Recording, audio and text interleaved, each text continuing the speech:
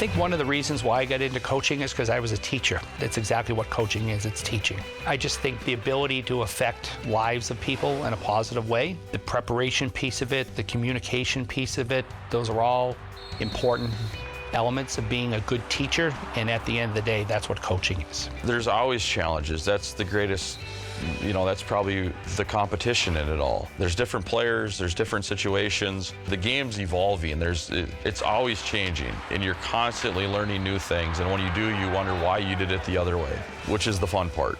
The unfortunate thing that I think happens in our game today is that these kids feel at a young age that it has to be one sport and only one sport. And I think the more sports you're able to play, the better. Will Borgen from Moorhead, Minnesota, played soccer his senior year before he got to St. Cloud State as a true freshman. College was the first time he ever specialized in hockey. He got so much better in such a hurry. It propelled him right to the National Hockey League, and I'm not sure he's done getting better right now. Athleticism is a big part of being well-rounded, and you develop athleticism from being involved in other activities, whatever those activities might be. As oddly as it sounds, it will help you grow your hockey game. USA Hockey is in an unbelievable place. It's as good as it's ever been.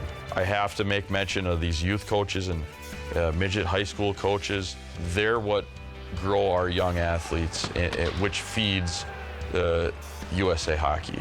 So much of the heavy lifting is done before the players ever get to me. They're the ones that do the work.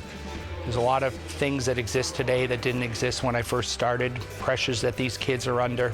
It's our job as a coach to recognize that, work within that. I go back to that, the importance of the collaboration and the messaging that comes from the parent to the player, the coach to the parent, the coach to the player.